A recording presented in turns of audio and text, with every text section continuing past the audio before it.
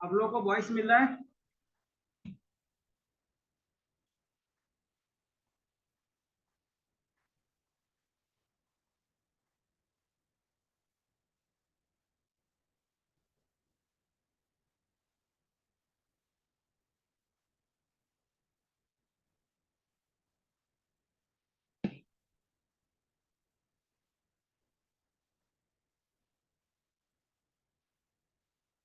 हाँ sir. Okay okay.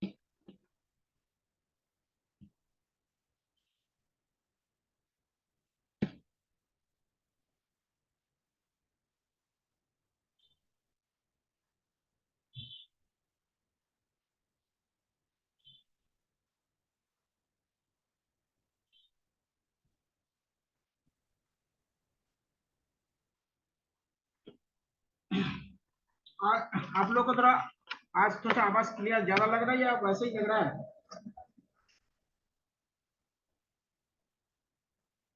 Sir आवाज साफ है आज। आप नहीं आ रहे क्या? सर आ रही है आवाज। Okay okay. क्वेश्चन जैसे भी होगा आप लोग बताते रहिएगा। सुविधा सुविधा।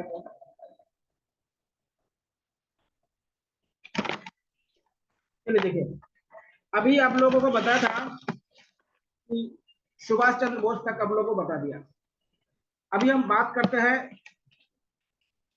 जो द्वितीय फेज के जो क्रांतिकारी थे। देखिए, पहले फेज के क्रांतिकारी आपको बताया था जो उग्रवादी आंदोलन के उसी में हुए थे। और द्वितीय फेज के जो क्रांतिकारी है ये 1924 के बाद बनते हैं।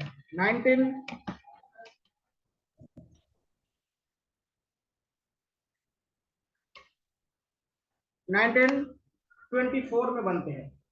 क्यों बनते हैं पहले से रीजन समझ लीजिए। पहले आप लोगों को पता था कि जो 1920 में जो असहयोग आंदोलन शुरू हुआ था, नॉन पॉपुलेशन मूवमेंट जो शुरू हुआ था, और 1922 में जो चोरी चोरा कांड हुआ था उसके बाद उसको वापस ले लिया था गांधी जी द्वारा 1922 को, यानी 12 फरवरी 1922 को क्या वापस ले लिया था असहयोग आंदोलन को।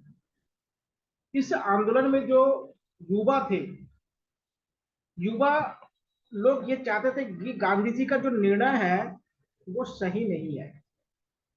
क्योंकि जानते हैं जो युवा लोग होते हैं ना, उनका जो ब्लड होता है वो गर्म होता है। वो जो तत्कालिक रूप से क्या होता है, रिजल्ट चाहते हैं। युवाओं में सबसे खासियत बात क्या होता है, वो तुरंत रिजल्ट चाहते हैं। और जो बुजुर्ग लोग होते हैं वो रिजल्ट को देर से चाहते हैं, वो धीरे धीरे चाहते हैं। क्योंकि वो अपने जीवन के अनुभव लिए है, क्योंकि जानते हैं कि जीवन में जो चीज जैसे मांगा जाता है वैसे जीवन में कभी मिलता नहीं है। जो बुजुर्ग लोग जानते हैं, लेकिन जो यंग होते हैं वो जानते हैं, वो क्या होता मानते हैं कि हमें तुरंत चाहिए हर चीज। इसलिए तो बुजुर्ग और जो यंग होते हैं उनके अंदर हमेशा द्वंद्व चलता रहता है।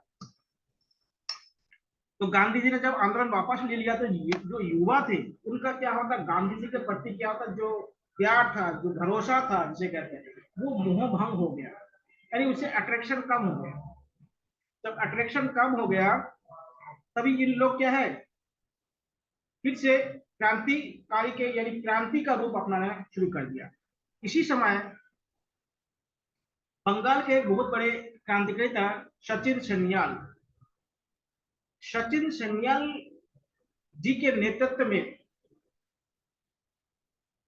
लोग इकट्ठा होने लगे और इकट्ठा हुए 1924 में एक संगठन बनाता है जिसे हिंदुस्तान रिपब्लिक एसोसिएशन कहा जाता है। कब बना? 19 1924 में, आज से लगभग 100 साल बाद बात करो पहले, आज से 100 साल पहले बना था कौन सा संगठन? Hindustan Republic association. इसमें जितने भी लोग थे सब युवा थे और इनका मेन मकसद था कि किसी भी तरह से भारत को आजाद कर दिया जाए और आजादी के बाद भारत का रूपरेखा कैसे होगा वो भी इन लोगों ने बता दिया था। वो रूपरेखा कैसे होगा? रिपब्लिक होना चाहिए। आप लोग मालूम होगा कि जो अमेरिका है वो दुनिया का पहला रिपब्लिक कंट्री है, तो इन लोगों ने भी चोला कि अमेरिका जैसा एक व्यवस्था हमारे देश में भी होना चाहिए जिसमें हम सरकार को चुन सके, सरकार हमें ना चुने बल्कि हम सरकार को चुने। देखिए आजकल हम लोग रिपब्लिक में जी रहे हैं, तो आज लोग हम वोटिंग के माध्यम से सरकार को चुन पा रहे हैं, सरकार हमें नहीं चुन पा रहे बल्कि हम सरकार को चुन पा रहे हैं। तो इनका ये मतलब था। लेकिन भाई कोई संगठन होगा तो उसको चलाने के लिए क्या चाहिए? पैसा चाहिए। बिना पैसा का तो संगठन चलने वाला है नहीं। तो इन्होंने पैसा इकट्ठा करने के लिए छोटे मोटे लूटपाट, सरकारी खजाने का, आम जनता का नहीं, सरकारी खजाने का, ट्रेन को लूटना, किसी खजाने को लूट लेना, इस तरह से क्या था, किसी बड़े अंग्रेज ऑफिसर को लूट लेना या अंग्रेजी बैंक को लूट लेना, इस तरह का कार्य करने लगे। इसी बीच में 1925 में एक बहुत बड़ा घटना हो गया जिसे काकोरी ट्रेन कहा, षड्यंत्र कहा जाता है। कब हुआ था? 1925 में। देखिए अभी उत्तर प्रदेश सरकार ने इसका नाम बदल के क्या कर दिया? काकोरी ट्रेन एक्शन कर दिया। इसका नाम बदल के क्या कर दिया? काकोरी ट्रेन एक्शन कर दिया। कब हुआ था? 1925। ये एक डाउन ट्रेन है जो शाहजहांपुर से लखनऊ जा रहे थे। आप लोग अगर लखनऊ गए होंगे तो काकोरी एक छोटा सा स्टेशन बीच में आता है, तो वहां पर जब ट्रेन रुकी तो यहाँ पे जितने भी क्रांतिकारी थे उन क्रांतिकारियों ने इस ट्रेन को लूट लिया। ट्रेन को लूट लिया तो सरकारी खजाना था, तो सरकार क्या हुआ? इन लोगों के पीछे पड़ गए। तो इसमें से बहुत सारे लोग को क्या पकड़ लिया, लेकिन क्या है, चंद्रशेखर आजाद को नहीं पकड़ पाए। बाकी बहुत सारे, अशफाकुल्ला खां हो गया, उसके बाद राम प्रसाद बिस्मिल का नाम सुने होंगे, राजेंद्र लहरी का नाम सुने होंगे, इन सबको क्या है पकड़ लिया गया और बाद में इनको फांसी दे दिया गया। केवल जो चंद्रशेखर आजाद थे उन्हें पकड़ नहीं पाए। इसके बाद क्या है, हिंदुस्तान रिपब्लिक एसोसिएशन बिखर गया, क्योंकि उनके जो मेन मेन लीडर थे वो सब क्या हुआ, उनका फांसी दे दिया गया या उनको जेल में डाल दिया गया। फांसी दे दिया गया या तो जेल में डाल दिया। तो काकोरी घटना कहाँ पे हुआ था? उत्तर प्रदेश में हुआ था। उत्तर प्रदेश में कहाँ पे हुआ था? काकोरी नामक स्टेशन पे हुआ। कहाँ पे हुआ था? काकोरी नामक, काकोरी नामक स्टेशन में हुआ था। लेकिन एक बात और समझ लीजिए, इस घटना के बाद क्या है, जो भी क्रांतिकारी थे वो क्या, तो फिर अंडरग्राउंड हो गए, छुप गए। छुपने के बाद में भगत सिंह का उदय हुआ पंजाब क्षेत्र में। तो पंजाब में भगत सिंह का जब उदय हुआ तो भगत सिंह और फिर इन लोगों से संपर्क किया, जो लोग बचे हुए थे उन लोगों से संपर्क किया।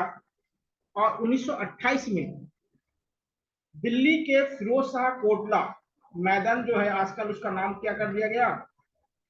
अरुण जेटली मैदान कर दिया गया, स्टेडियम है। तो जो फिरोज शाह कोटला है उस समय नाम है दिल्ली में 1928 में, तो इन लोगों ने मिलकर एक नया ऑर्गेनाइजेशन बनाया जिसे हिंदुस्तान सोशलिस्ट रिपब्लिक एसोसिएशन कहा जाता है। तो क्या कहा गया है? इसको कहा गया है, इसको कहा गया है हिंदुस्तान सोशलिस्ट रिपब्लिक एसोसिएशन। कब बना? 1928 को बना। कहाँ बना? फिरोज शाह कोटला में बना। कौन कौन थे? चंद्रशेखर आजाद, भगत सिंह, सुखदेव और भी बहुत सारे लोग, बटुकेश्वर दत्त वगैरह, ये सब इसमें शामिल थे। सबसे पहले इन लोगों ने साइमन कमीशन का विरोध किया। आपको पता था कि साइमन कमीशन 1928 को आए थे, तो उसका विरोध किया। कब आए थे? 1928। और आपको पता है कि इसी कमीशन में जब आए थे तो इसी का विरोध करने के लिए लाला लाजपत राय पर लाठी बरसाया गया था और उसमें लाला जी का डेथ हो गया था। तो इन क्रांतिकारियों ने लाला जी का बदला लेने के लिए, क्योंकि आपको पता है कि जो लाला लाजपत राय है वो उग्रवादी दल के नेता थे, जो लाल बाल पाल बताया था, आप लोगों को याद होगा। लाल बाल पाल में से कौन थे, लाल कौन थे, लाला लाजपत राय।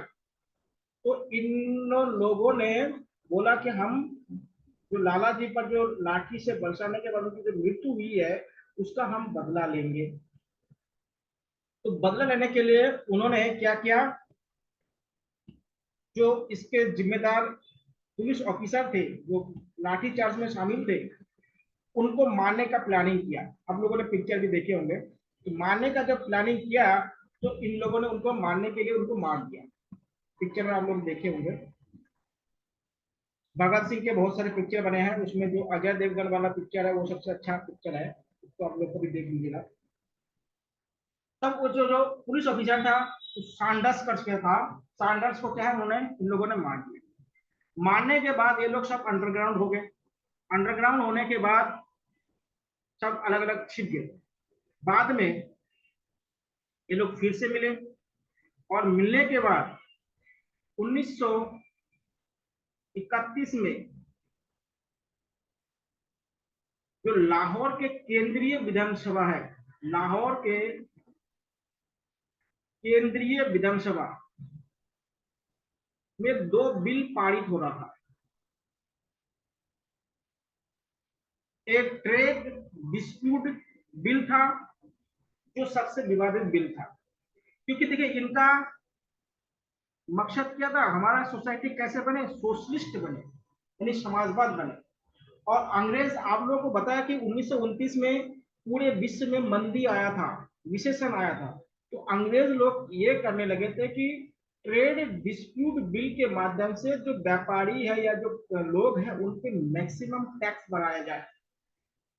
तो इन लोगों ने इनका विरोध किया, और इनमें भगत सिंह और बटुकेश्वर दत्त ने जो लाहौर विधानसभा के जो असेंबली थे उनके खाली बेंच में बम फेंका, कम पावर वाला बम था उसको फेंका, जिससे क्या कहते हैं, जिसके कारण इन दोनों को गिरफ्तार कर लिया। कौन था इसमें, कौन सा बिल पास हुआ था, ट्रेड डिस्प्यूट बिल, ये पास हो रहा था। तो इसका विरोध करने के लिए भगत सिंह और बटुकेश्वर दत्त ने क्या है, खाली बेंचों पर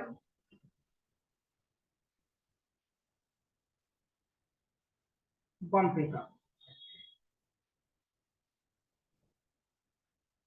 जब खाली बेंचों पर बम फेंका तो फिर पुलिस ने इन लोगों को गिरफ्तार कर लिया।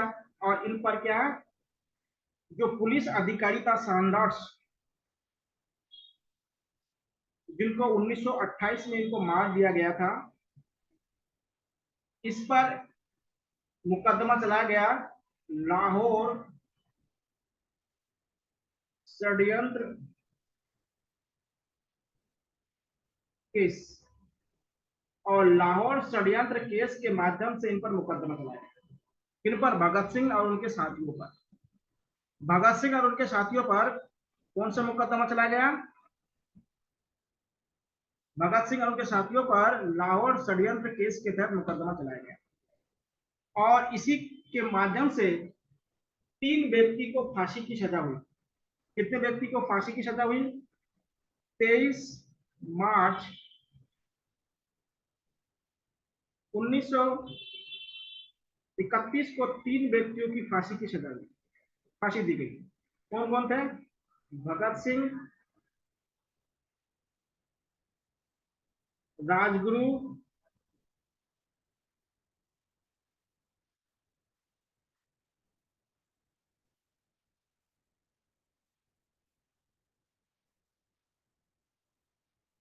लेकिन एक में इसमें ध्यान रखिएगा, जो बटुकेश्वर दत्त थे इनको फांसी नहीं दी गई थी।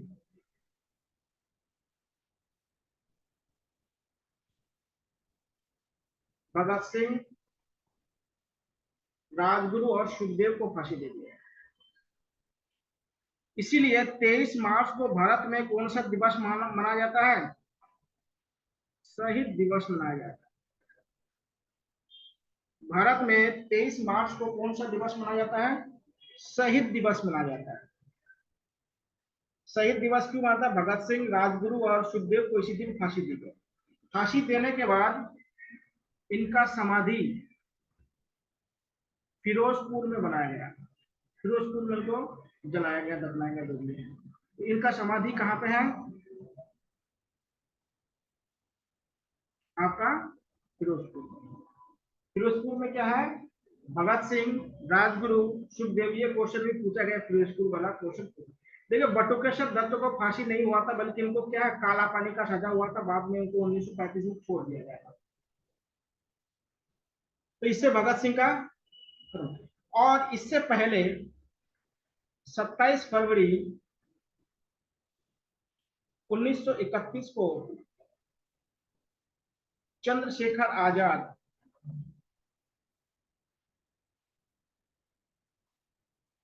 पुलिस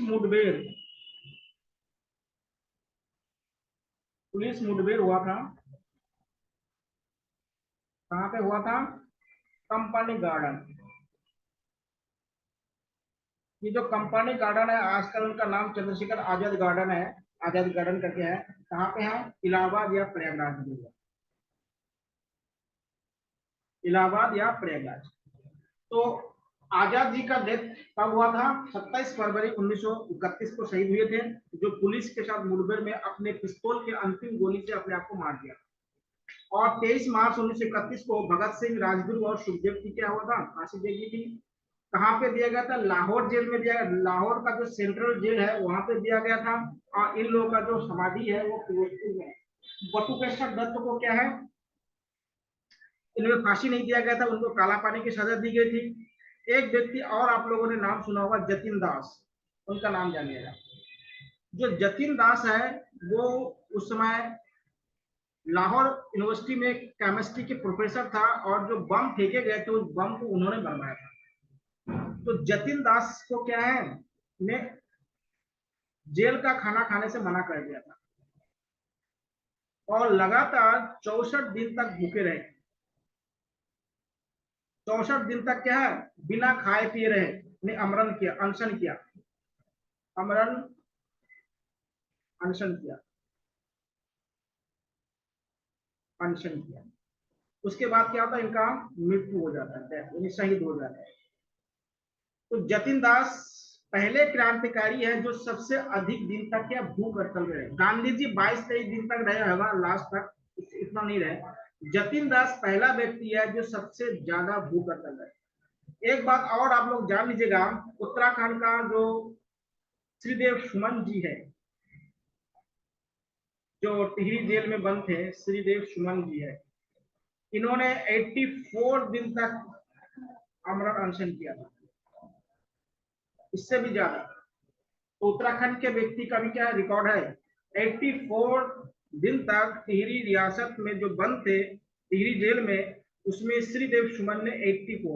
लेकिन कोई क्रांतिकारी है तो जो सबसे ज्यादा दिन तक भूखे रहे, यानी अमरण अनशन में रहे, वो है आपका जतिन दास। जतिन दास का जब डेथ हुआ था तो उसकी जो सबको ले जा रहे थे, तो लगता है 5 किलोमीटर तक लोग उनके मतलब सब यात्रा में शामिल हुए, इतना ज्यादा फेमस हो गया। धन्यवाद। तो अगर आपसे पूछा जाए कि इन क्रांतिकारियों में किसने सबसे अधिक दिनों तक अमरण अनशन किया था या भूख हड़ताल किया था, तो वो है जतिन दास। कितने दिन? 64 दिन। आजाद 27 फरवरी 1931 को उनका शहीद हो गए। और चंद्रशेखर आजाद ने नारा दिया था, मैं आजाद हूं और मैं अंतिम दम तक आजाद ही रहूंगा। आप लोगों ने सुना होगा। अब देखिए, थोड़ा सा इन लोगों का फिलोसफी समझिए पहले। आप लोगों कल एक पुस्तक का नाम लिखा था, फिलोसफी ऑफ बम, या बम का दर्शन। और भगत सिंह का पुस्तक का नाम आपको बताया था, मैं नास्तिक क्यों हूं। देखिए, इन भगत सिंह ने एक नारा दिया था, जो क्रांति होता है, क्रांति तलवारों के बल पे नहीं होता है, बल्कि कलम के बल पे होता है। यानी कलम से क्रांति होनी चाहिए। कलम का मतलब है कि पेन से किसी को मारना नहीं है, बल्कि जो शिक्षित हो जाएंगे, और शिक्षित जब सभी हो जाएंगे तो अपने अधिकार को जानेंगे, और क्या होगा, जो भी देश के नेता या जो भी देश के राजा होंगे उनसे अपने हक मांगेंगे। अब जब आप एजुकेटेड नहीं होंगे तो अपना हक के बारे में जानेंगे नहीं तो मांगेंगे क्या। तो देखिए भगत सिंह ने सबसे पहले ये बताया कि अगर हमारा देश आजाद होगा और आजादी के लिए हम लोग लड़ाई कर रहे हैं तो हमारा देश सोशलिस्ट होना चाहिए, कि हमारा देश कुछ पूंजीपतियों के हाथ में नहीं होना चाहिए, सबको इक्वल डिस्ट्रीब्यूटर होना चाहिए। लेकिन दिक्कत जानते क्या होता है, ऐसे समाज नहीं हो सकता है, ये एक आदर्श कल्पना है। क्यों नहीं हो सकता है? क्योंकि जो लोग सक्षम है वो लोग अपना संपत्ति क्यों दे, और जो दुनिया में कोई भी ऐसा कंट्री नहीं है कि सभी लोग उस कंट्री के क्या अमीर बन जाए, संभव नहीं है। अब सोचते हैं कि अमेरिका में सब अच्छे अच्छे बिल्डिंग दिखते होंगे तो क्या वहां पे भी गरीब नहीं है? वहां पे वहां के हिसाब से लोग गरीब है, जैसे भारत के हिसाब से लोग गरीब है। अब नेपाल या भूटान चले जाए तो नेपाल भूटान के हिसाब से लोग गरीब होंगे। तो अलग अलग देशों में, या अफगानिस्तान में चले जाए तो अफगानिस्तान में भी बहुत से गरीब और अमीर भी होंगे, पाकिस्तान में भी गरीब अमीर होंगे, तो उसका अलग अलग परिभाषा हो सकता है। दूसरी बात उन्होंने बोला कि जितने भी सरकारी सिस्टम है उसका राष्ट्रीयकरण कर दिया, यानी नेशनलाइज करने की बात। जब नेशनलाइज कर देंगे तो सबको रोजगार मिलेगा।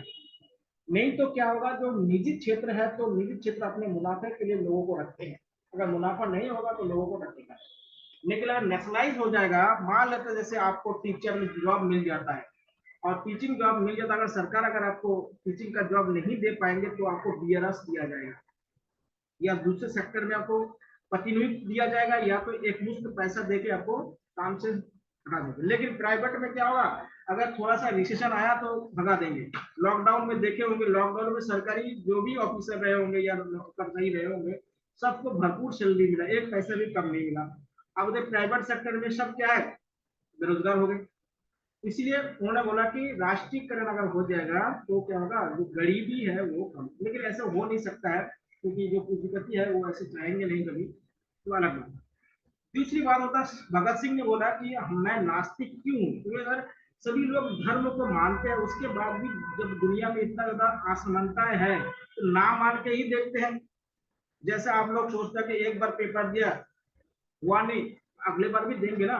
भगत सिंह का मानना है कि जब सभी आस्तिक है फिर भी दुनिया में ये दुख खत्म ही नहीं हो रहा है, तो नास्तिक बन के देखा जाए, दुख खत्म हो जाए, उसमें भी कुछ फायदा मिल जाए। तो उनका अपना अपना तर्क है।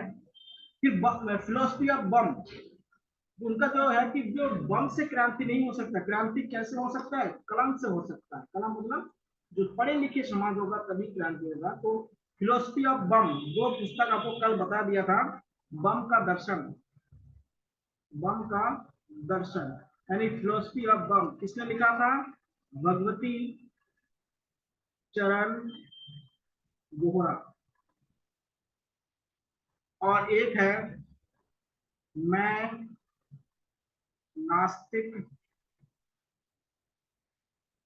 क्यों हूं, ये किनका है? भगत सिंह। देखिए भगत सिंह ओनली 23 साल की उम्र में उनका डेथ हो गया था, मतलब शहीद हो गए थे 23 वर्ष। अब 23 वर्ष के व्यक्ति इतना ज्यादा किताब पढ़ लिया था, पूरा जो समाजवाद पर जितना किताब था वो सब पढ़ लिए थे। तो उनका देखिए पहले फेज के जो क्रांतिकारी थे उनका मेन मकसद था किसी भी प्रकार से जो गलत व्यक्ति है उनको मारना पीटना, और उसके लिए अपने जान को भी क्या है परवाह नहीं करते थे। लेकिन दूसरे फेज के जो क्रांतिकारी है जो अभी 1924 से शुरू हुआ है, इनका मानना था कि हम क्रांति के जो रास्ते हैं वो केवल बंदूक से नहीं हो सकता है, लेकिन उसके साथ क्या है, हम लोगों को जागरूक भी करेंगे। और पहले वाले क्या है, बंदूक के बदले शक्ति का बदला, मतलब जो खून का बदला खून से लिया जाए, ये पहले फेज के क्रांतिकारियों का मानना था। अब दूसरे फेज के क्रांतिकारियों का मानना क्या था कि खून से तो लिया जाएगा लेकिन उसके साथ भी क्या है, समाज में लोगों को भी क्या है इकट्ठा करना है। इसी के साथ देखिए बंगाल में भी एक बहुत बड़े क्रांतिकारी हुए थे, जिनको आप पिक्चर वगैरह में उसका नाम सुने होंगे, सूर्य सेन। बंगाल में क्रांति एक संगठन बना था जो सूर्य सेन के नेतृत्व में बना था, इंडियन नेशनल आर्मी, भारतीय राष्ट्रीय सेना, जिनका नेतृत्व था सूर्य सेन। जिन्हें सूर्यदा करके भी बुलाया जाता है। ये 1931 में बने थे। हाँ जी। इनमें दो महिलाओं का नाम बहुत फेमस है। एक है कल्पना दत्तम या दत्त या दत्ता कहते हैं, बंगाल से है। इनका नाम बहुत ही फेमस है। इन्होंने जो बांग्लादेश है जगह पे एक जगह है चटगांव। चटगांव में अंग्रेजों का क्या था, हथियार का गोदाम था, जिसे शास्त्रागार कहते हैं। क्या कहते हैं? शास्त्रागार। उसको लूटने में सूर्यसेन का मदद किया। कल्पना दत्त, यानी बहुत ही इंपॉर्टेंट चीज है। कल्पना दत्त ने क्या है, सूर्यसेन के साथ मिलकर चटगांव का जो शास्त्रागार थे उनको लूटने का काम किया। तो इस प्रकार क्या है, बाद में पुलिस ने इनको पकड़ लिया और सूर्यसेन को फांसी दे दिया और इनको क्या है, आजीवन कारावास का तो इसके मतलब होता है कि हमारे जो महिलाएं थी वो भी क्रांतिकारी आंदोलन में पार्टिसिपेट किया। ऐसे नहीं केवल पुरुष ही पार्टिसिपेट किया, बहुत सारे महिलाओं ने भी। और महिला क्या था कि सामने कम आती थी क्योंकि थोड़ा सा उनका अपना शारीरिक भी अक्षमता है, उनके बहुत सारे रीजन है, इसलिए वो सामने नहीं आते। वो छिपे या घर में रह के ही क्या होता है, क्रांतिकारियों की मदद किया करते। इसलिए क्या है, अगर आपसे पूछा जाए कि क्रांतिकारी आंदोलन में महिलाओं का योगदान रहा, तो आप बताएंगे बहुत रहा। क्यों? क्योंकि एक तो बहुत सारे लोगों का, जैसे कल्पना दत्त हो गया, बीना दास आपने बताया था, उसके बाद जो भगत सिंह के साथ अपने दुर्गा भाभी का नाम सुने होंगे। बहुत सारे ऐसे महिलाएं थी जो क्रांतिकारियों में क्या है, पार्टिसिपेट किया था और लोगों के साथ मिलकर काम किया, लोगों के साथ मिलकर उन्होंने काम किया। तो इस प्रकार से क्या है, आपका जो नेशनल मूवमेंट है, नेशनल मूवमेंट के जितने चैप्टर थे ये आपके समाप्त हो जाते हैं।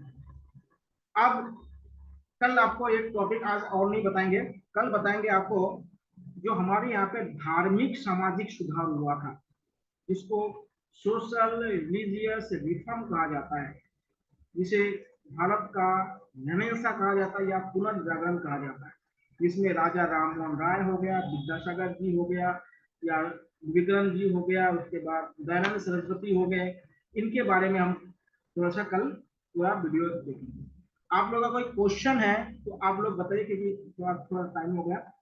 तो आज यहाँ तक समाप्त करते हैं। क्वेश्चन है तो आप लोग उसमें पूछिएगा।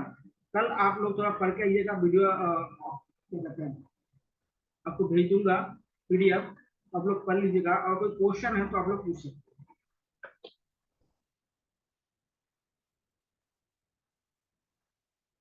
क्वेश्चन है तो आप लोग पूछिएगा।